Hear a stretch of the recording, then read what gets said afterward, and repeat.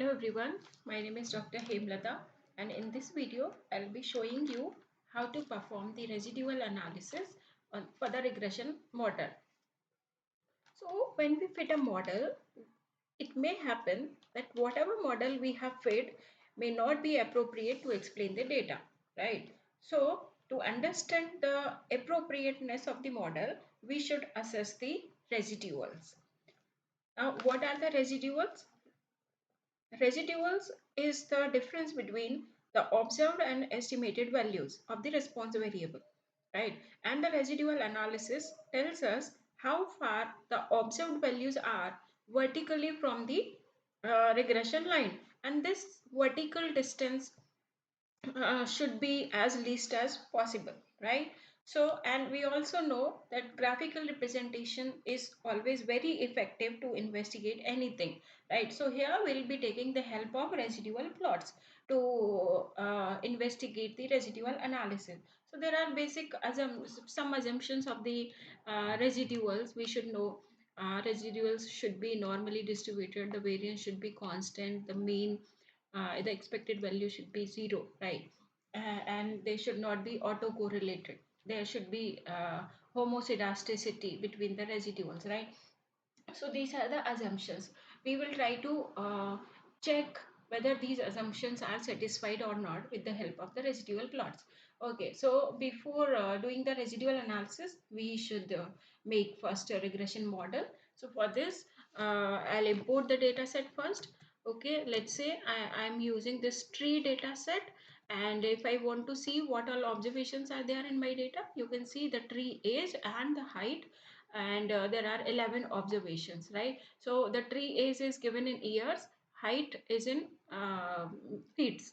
Okay, if I want to know first 6 observations, I'll put head in the name of the data set. Okay, then dimension, it will give me how many observations. Okay, 11 observation with 2 variables. Okay, now to make a regression model, first I need to identify which variable can be taken as a dependent variable and which one as an independent variable.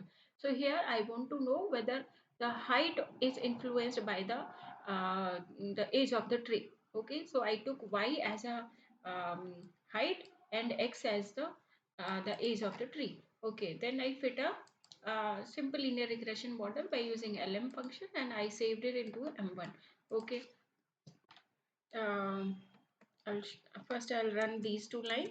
Okay, then I'll run the model, and I want to see what all my estimates are. I'll put the summary, and I'll see these are my results. Okay, so I'll see here what is the influence of my the age of the tree on the height of the tree. Okay, so this is the coefficient. Okay, and this is the significant variable. Okay, now till this it is good, and I can also see this is my R square value. This says 84% of variation is explained by the age of the tree into the height of the tree. Okay, now till this it is good, but I will not say it is a good model. Why? Because I didn't check whether what is the association between the variable, what type of relation is there. Okay, so it is okay. I'll be showing you this later. Okay, now first what will I do? I will perform the residual analysis for the model what I have constructed. Okay, so before we dive into the residual plots what we got for our model, let me show you some pictures. Okay, they will give you more clarity to interpret the results. Okay, so these are the plots that you will be seeing in the residual analysis. These are the patterns. Okay, and basically you will see 4 type of plots, residual plots. First one is residual versus fitted plot. Second is normal probability plot. Third is scale location plot, and fourth is residual versus leverage plot. Okay, so these 4 patterns are for residual versus fitted plot. Okay, so if you look at this picture is the plot between the fitted values of response variable and the corresponding residuals, and you see these dots are the values of the residuals, and these are lying in this horizontal band and they are randomly scattered, and this picture is the desired picture what we want. Okay, if this is the pattern we get, this means this is the indication that my variables are linearly related and randomly distributed. Okay, but we may not always get this pattern. Okay, there may be many ways, many problems with the model. There may be model misspecification, model functional form may not be correct. Many ways, many things are there that may influence the normality of the residuals. Okay. Uh, Now, apart from this, what all type of patterns I may see? This pattern, this pattern, this kind of pattern. I may also see this funnel in this. You may say this is uh, the closing type of funnel. Okay, so how will you interpret the results? If you saw this, you will interpret residuals are randomly distributed and there is a linear association between the variables. But if it is not so, if you see this open funnel kind of pattern, all the values are scattered in this funnel, so you will say the variance is not constant, it is increasing function of y. Okay, variance of the residuals is not constant but it is the increasing function of y. Okay, you may get this the closing funnel also. Okay, just opposite of that, that closing funnel indicates the variance of the residual is a decreasing function of response variable y. Okay, apart from this, the third pattern you may get this type. Okay, this shows it is kind of double bow pattern. Okay, double bow, so all the values are lying in this double bow pattern. This is the indication that the values of the response variable are lying between 0 and 1 and they may take the values in proportion. Okay, in points. Okay, so again it is the indication there is values are not randomly distributed and there is not a linear relationship between the variables. Okay, the next pattern you may see this curvy pattern. Okay, so curvy pattern, again it is a clear indication there is a non-normality, right?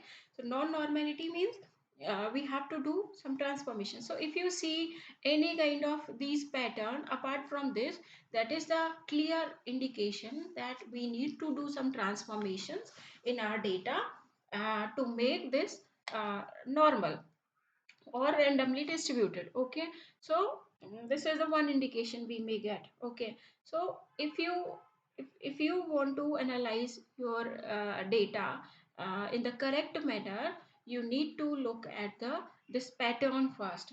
If it is this kind of pattern, it is good to go, your model is good. If it is uh, any pattern you get out of these, it is a clear indication you should change the functional form of the model. You can do any, you can try any transformation, maybe the log transformation, exponential transformation, the cubic transformation, quadratic transformation. This you need to understand what type of association is there between the variables. So you will have to plot the scatter plot between the variables, then only you will get an idea. Okay, now the other picture is this is the picture. These are the pictures you will see in the normal probability plot. Okay, so in normal probability plot you may see these kind of patterns. So first pattern is desired pattern. Here, this first you need to know how this plot is constructed. So here on x-axis you will see the errors and on y-axis you will see the corresponding cumulative probability. Okay, so how it was constructed? First, we arrange the residuals in ascending order by giving the ranks, and then we find out the probabilities, cumulative probabilities, so that the cumulative probability could give us this line, the linear line. Okay, and after plotting the cumulative probability with the residuals, if all the points lie sorry, if all the points lie on this line, it is the indication that data is normally distributed, right? If it is not so, you will see any other kind of pattern which is out of these, right? So this pattern, if you look at this pattern, you see values in the middle are on the line, but in the upward or this inward areas, the extreme points, you will see there are upward and inward pattern, right? So this shows that the residuals are deviating from the normality. Deviation in the sense there is skewness. Okay, so the distribution is having heavy tails both sides. Okay, heavily tailed.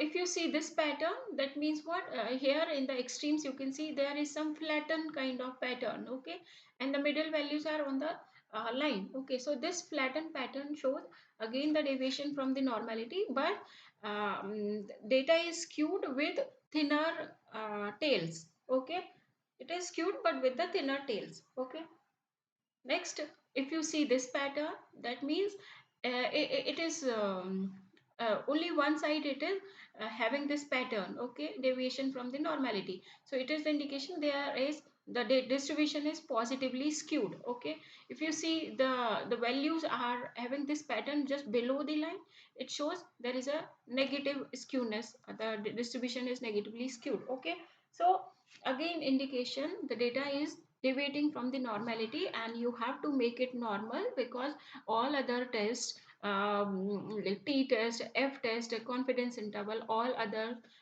estimates are based on the assumption of normality. Okay, so data should be normally distributed to do the analysis.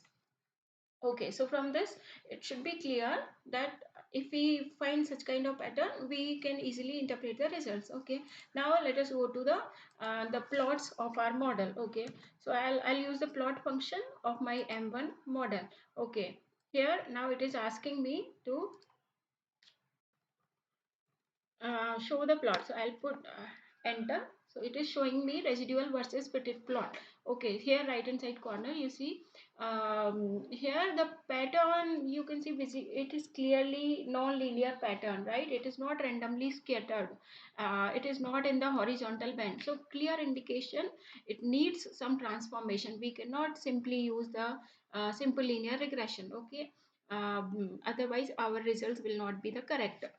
Okay, so one observation we got from this. Okay, second, we'll see the normal QQ plot or the normal probability plot. Okay, so this plot you can see here, most of the values are on the this line, but here it is deviating little. Okay, so again it is the indication little deviation with the thinner tails is there in the distribution of the residuals. Okay, so again it is the indication we need some correct model, maybe by using the transformations. Okay, now third plot is the scale location plot. Okay, so in this plot what we have to observe, we have to observe mainly two or three things. First thing, this red line should be roughly horizontal throughout the throughout the plot. Okay, so it is roughly horizontal, it is a good indication. Other thing is the values, these data points should be randomly scattered. Okay, so these are also we can say roughly randomly scattered, so it is a good indication. This is not giving any any any identification to improve the model, so it is okay. Okay, now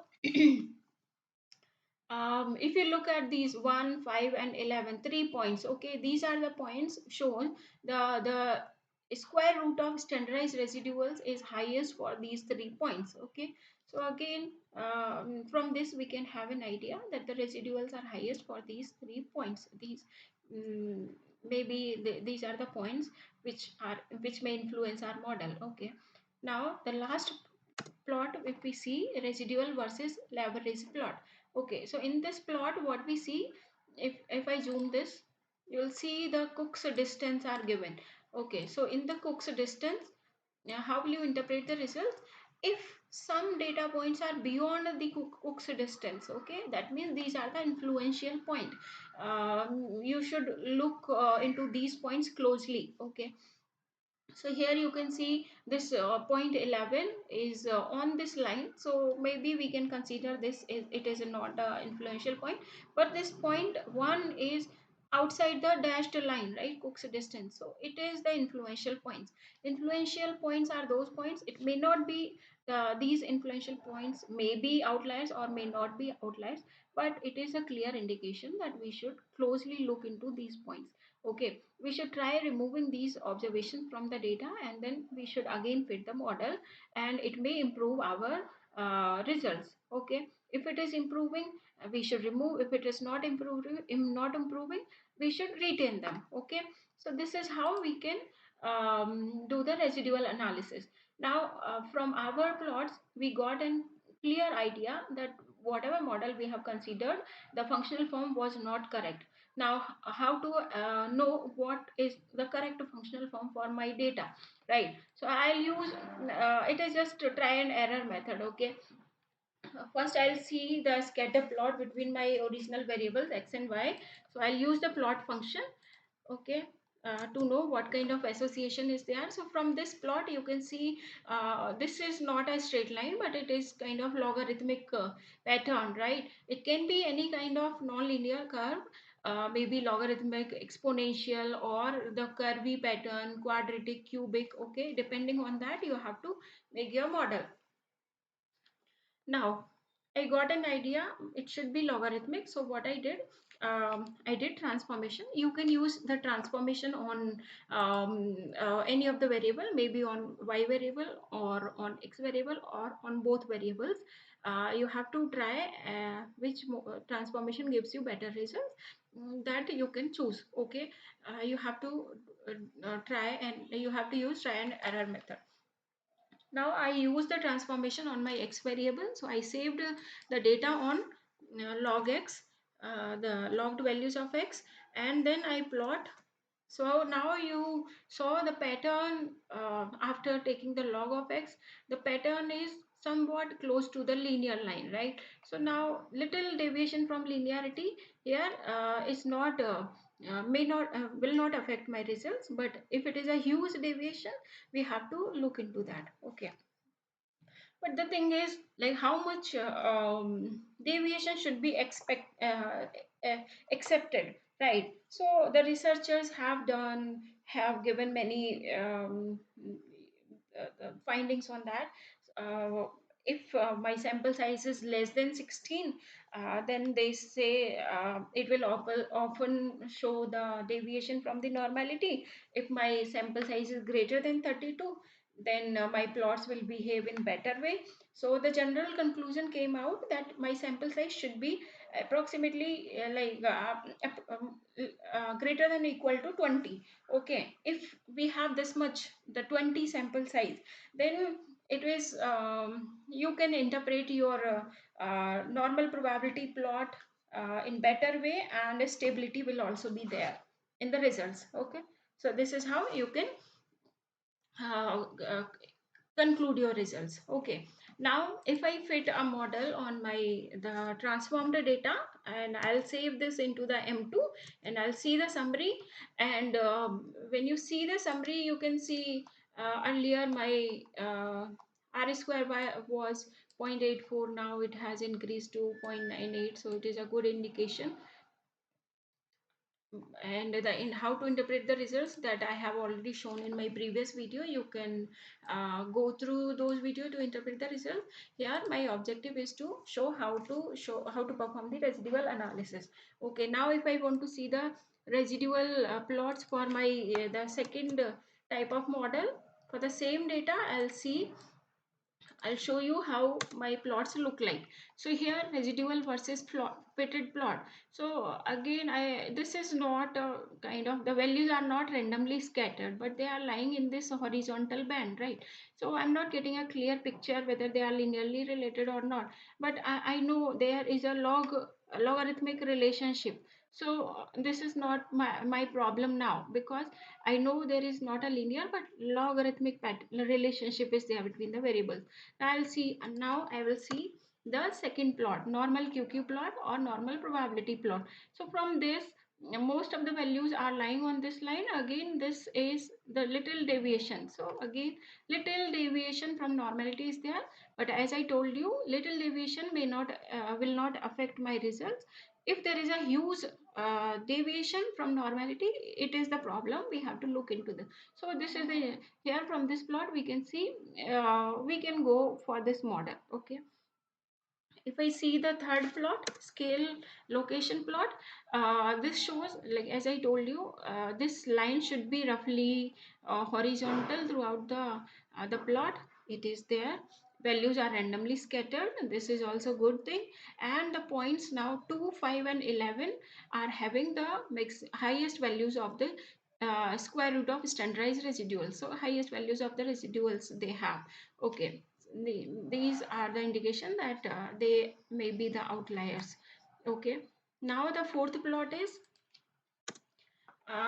this residual versus leverage. So here you just have to see whether the values are uh, mm, behind or inside the Cook's distance, or outside the Cook's distance, right? So here you can see the almost all the values are inside the Cook's distance. Okay, so that means no value is seriously influential. There is no outlier in the data. They are not influencing my results. Okay, so now I can uh, this this is how I can uh, do my residual analysis and have an idea whether my model is good or not. Okay, for the homoscedasticity of the residuals, homoscedasticity means the residuals are randomly distributed and the variance is constant, right? So from the pictures you may not get a clear idea whether the variance is constant or not. So for this, you can also perform this BP test, Breusch-Pagan test. Okay, so this test is performed under this LM test package. So first, I need to install this package. Installation, I hope you all know. So by going to the tools, you click on install packages, and then write the function, this package name LM test. Load this using library function. Under this package, you can perform this BP Breusch-Pagan test, and the hypothesis for this Breusch-Pagan test is the residuals are homoscedastic, means the variance is constant, they are evenly distributed. H1 is the residuals are heteroscedastic, they are not evenly distributed. Okay, so if I perform this, and we'll see what my values are coming for this BP test. Here I'll see this p value, it is 0.599, so it is quite greater than 0.05. If I test the significance at 0.05 level of significance, so that means it is the indication that I'll be accepting the null hypothesis.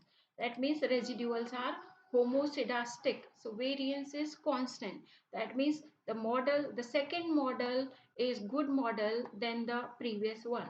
So this is how the residual analysis helps us to perform or to fit the best model to the given data set.